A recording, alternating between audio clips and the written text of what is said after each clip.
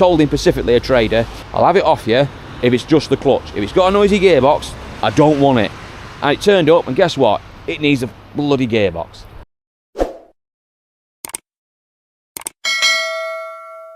This video is sponsored by Vehicle Score. Vehicle Score is a free vehicle checking service which you can visit by going to vehiclescore.co.uk. Simply type in your registration number to get your free unique score. Your score is unique to your vehicle and you can compare it to the vehicles in Vehicle Score's database. It uses information such as the MOT and mileage history, but also gives you lots of free information as well about your vehicle, whether that's information on the vehicle data itself, estimated valuation, gives you an estimated lifespan of the car, gives you all the mileage history, all the MOT history. It gives you lots of free information, and if you want more you can get more because Vehicle Score offers some of the most comprehensive checks out there. Their checks will make sure your vehicle has never been involved in an accident, never been recorded on an insurance database, whether a Cat N or a Cat S, has never been a unrecorded write-off. That's where the vehicle has gone through a salvage auction and may have been sold without you knowing that it's been previously damaged. It also checks to make sure the vehicle has got no outstanding finance on it, make sure it hasn't been used as a taxi, imported or exported. The checks are some of the best value you'll find out there, and best of all, you get a discount for being a Car UK viewer. Simply type in Car UK 20 to any of those paid checks and you will get 20% off. But remember guys, the basic service is completely free, so simply go to vehiclescore.co.uk and give them a try. Morning all, welcome back to the Car Pitch, another update video. What's been going on this week, what we got in, what's been happening, has any strange people turned up, any warranty issues? Well, let's find out in this episode. So, first of all, it's been a reasonably quiet week. We have sold a couple of cars, not really been on fire, although today, Saturday as I film this, 2nd of March, it's going to hopefully be a busy day. We've got a lot of people coming in today for test drives. We've got about 4 or 5 cars with people sort of with interest in them, so hopefully today we can do a couple of deals. And sadly it's just started raining, so that's going to dampen the day, I think, because that usually keeps them away. But on the plus side of it, got a bit of dealers miss, so they look lovely, the cars will. Anyhow, let's have a quick look around the pitch. First of all, you can just see the yellow Fiat has not moved, so that's that dealt with. Okay, right, so on the sales front, what we sold this week, we've had the Ibiza go out, which was a white Ibiza we saw in the last episode. Basically it's identical to this one, it was on the ramp. That was basically a private sale, bought, sold, gone. Did work quite well out of that one. We've also sold the blue Corsa this week, the little blue SXI Corsa we saw in the last video, what's somewhere over there in the middle, wasn't it? That's gone. Lots of interest on that. I'm really surprised actually, because I just thought that maybe it was a bit of a sort of, you know, just a throw the dice type car. Nothing wrong with it. It drove absolutely superb. Little 1.2 SXI Corsa, 3-door, the old Corsa C-shape. It's getting a bit old that now, but it was a good one. Plonked it up at 13.95. Could have sold it 10 times. It was a good one, that one. So I'm pleased that went. An old boys bought that quite locally as well. That's picked up and gone yesterday. So really chuffed with that. Did have to put a few little bits on it. Probably overdid it a little bit, to be fair. It was probably going to be disc and pads on it. Might have got away with an advisor on the disc, but they're so cheap anyway, we're not going to mess around. Put an exhaust on it again, it was a bit tatty. It wasn't blowing, but just put an exhaust on it. They're so cheap, these bits. An arm on it as well. Just a few little bits like that. So, and straight for the MOT. Absolutely peed the MOT, no problems. So that has now gone out the door. We also have sold the Silver Fiesta, which was here. It's actually off site at the moment. It's been for MOT. So that was next to it as well. Little 11 plate Silver Fiesta. That was a car that the previous owner, my landlord actually, left here when we took over. It's been here a while, but he was glad to see the back of it. But it's been reduced. It's looking fresh. To be fair, it's a really decent car. Drove really well. But it just was one of those cars was lingering. You just get them. I mean, I've got it with the Skoda. Nothing wrong with it. But they're just one of those cars where, for whatever reason, I don't know what it can be, you get no interest, and then you can probably get one similar and it flies out the door. It's a funny old game, this car game. Anyhow, a little bit mileage, you done 120,000 the Fiesta, but it was priced accordingly. 11 plate, guy seen it locally, in the trade, working as a BMW up the road, just wants a cheap car back in two. He'd come in straight away, didn't mess about, bought it, job done. So he's picking that up next week. So we gotta say, we had a couple of sales, we've had a few test drives in the week. The weather's been a bit like this, it's not been the best sort of car viewing weather. So, but we have got a lot of people showing interest today to come in. We've got a few gaps in the line here, but we have got stuff coming in quite swiftly. So we're not short of stock really, as in the pipeline. So not too bothered there. and we are now starting to progress in getting some things fixed. So, for example, I've got a little blue C1 that's going on sale this afternoon. So we've got now 3 of these. We've got a C1, and that's going to be about £2.5 grand. A little Bobby Basic blue one. So that's good, quite good on the insurance side of it. But they are sacrificing no electric windows and stuff like that. But cheap insurance one. We've got the 107, which is the same car. 12 plate facelift one. That's a bit more money. That's about £3 grand. Lovely thing that. We've also got the silver one as well in the corner, which I'll put you a picture of here, which is just on the Facebook page. That is £27.50. So we've got a nice selection of C1s, iGos. We're quite comfortable with them now. We've got a good choice of those coming on. We've got this little Fiat 500, which I've got a test drive on today. I've had a couple of these in. This is the first one I managed to get actually ready. Bought off a trader friend of mine. I think he gave about £1,000 for it, maybe 1,100 quid. Did need a clutch, I was aware of that. Was really noisy. Has shined up really well. I have got a lady who watches the channel, has been recommended to us, who is basically wants one for her daughter, so we've got a test drive on that today, along with one of the C1s as well. So hopefully we can get that gone. She's really interested in that. That one's up for £32.95. We'll do a deal with a lady on it because she's been really patient. Not much left to do to it. We've put some clutch in it, we've put some brakes in it, stripped and cleaned the rears. It's had new brakes on the front. It's got to put a couple of front headlights in it because they're a bit cracked. You probably can't see it at the moment, but they are a little bit cracked. But we've got spares. I might nick them out of that yellow one actually, because that one's going to the auction at some point, so I might nick them lights, swap them over. Bodywork wise is really clean. It's like 6 on 11 plate. Not really much else to do to it. A couple of suspension arms as well it's had on it. A couple of brand new back tyres because they were on the death. I'd say it's not too bad. It's got a little bit of wear on the steering wheel. It's an ivory steering wheel, which is a shame. They do wear quite prematurely, those ivory steering wheels. Unfortunately, they're really difficult to get hold of. But I've priced it, I think, accordingly. Obviously, we'll try and see if we can do something with it. I might have a go at trying to get it refurbed. But if a lady wants it today, she's having it at a reduced price, then obviously she'll have to take it as it is. Or if she wants the steering wheel doing, we'll have to sort something out. But like I said, it drives superb. Nice thing. We sell these all the time. They carry a bit of a pain, Fiat 500s, to get sort of prepped because they do always need a lot doing to them. But when they're right, they do fly out the door really straightforward. They're really easy stuff to sell. So we'll see how we get on with that today. I'm hoping we can land a deal on that. I think she'll buy that. Also going down the road, the Skoda obviously still here. Miffed by that, although we have had a couple of people on it this week looking at it, so maybe we might get a sale on that soon. We've got the i10 here. We saw this last time, but had a test drive on this yesterday, another one today. Fucking hell, are you loud enough? Anyway, hopefully we can get that gone today. We'll get a sale on that because we've got a bit of interest.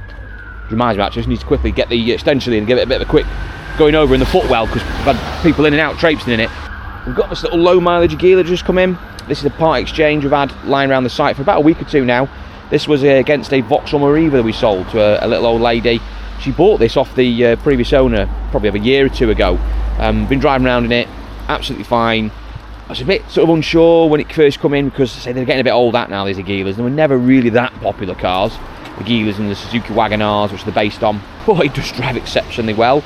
Was extremely flat, the paint, so I had it sent away like, all mopped.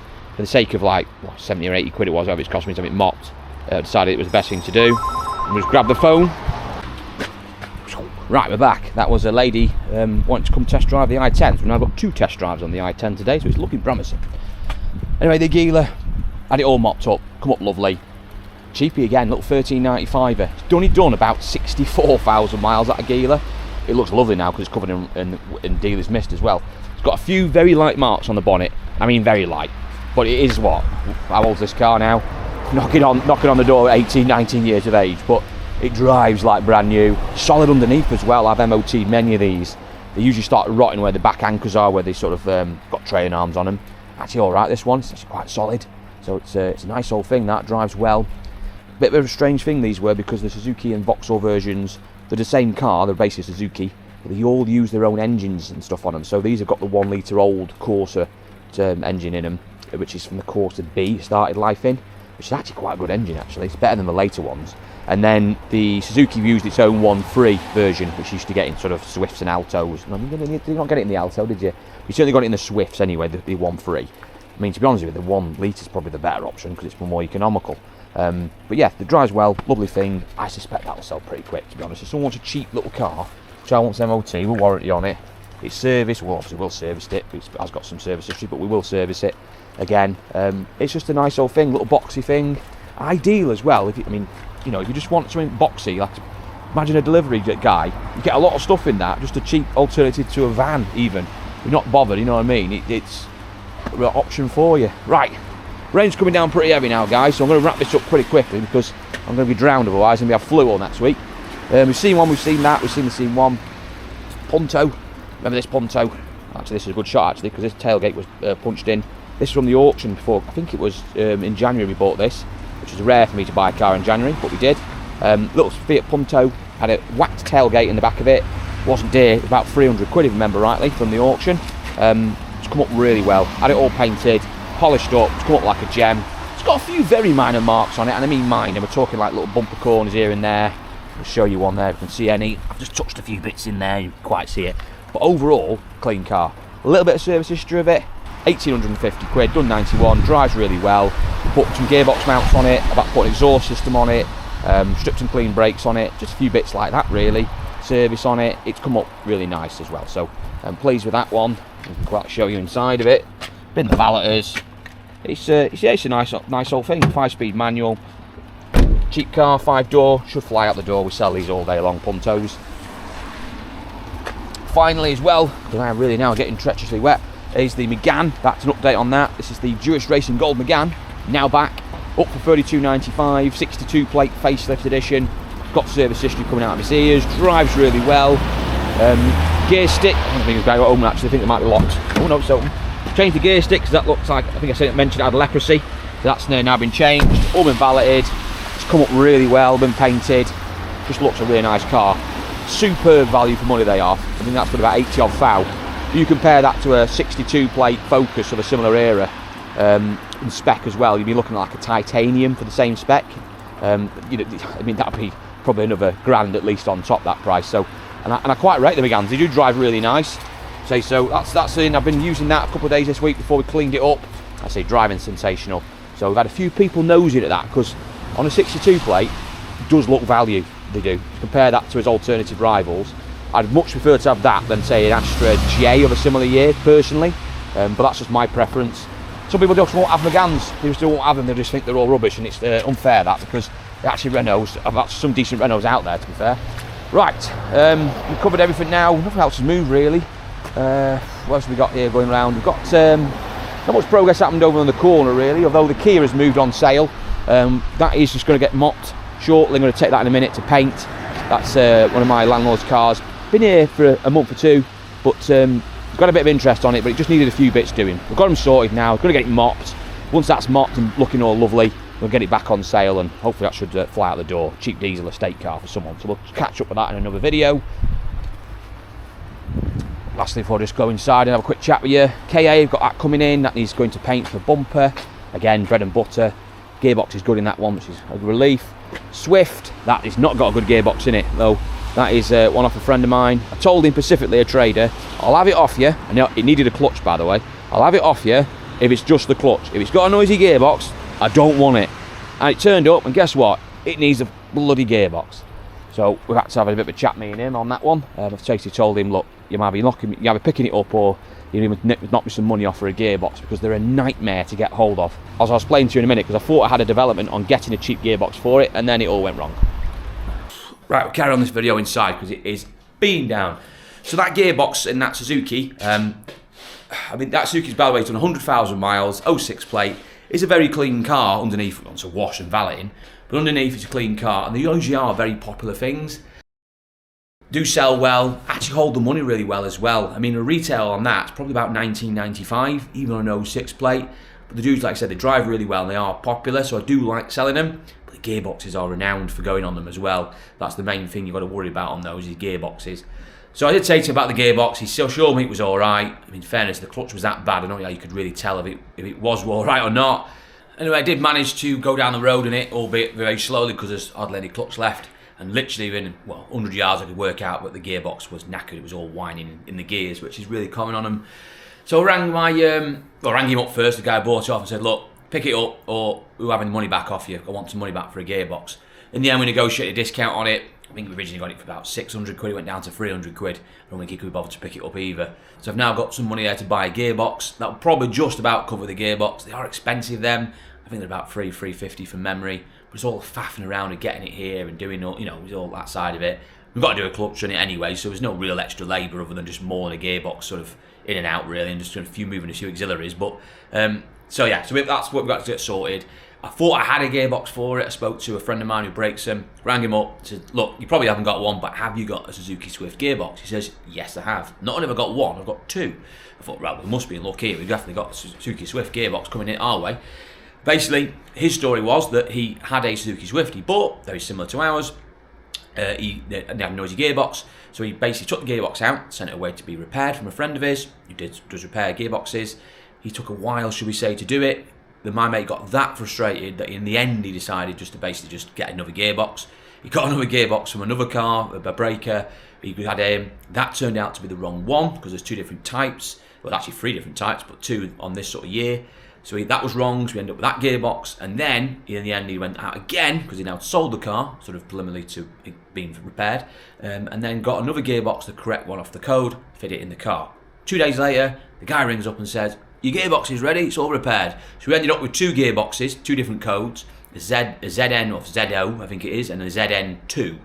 Now there is a third option called ZN3. Now my idea was, ZNO will be the 1 litre, which will be very later on cars. I thought ZN2 will be the 1.3 and ZN3 will be the 1.5, because on this year we did a 1.3 petrol, 1.5. 1.3 is probably the one you want, just easy to flog. Anyway, it turns out the one I've got is ZN3, the one he hasn't got. So we had two gearboxes there, neither of them are any good. So we didn't get anywhere with that one, because that would have been a shame, because that would have been a cheap gearbox as well.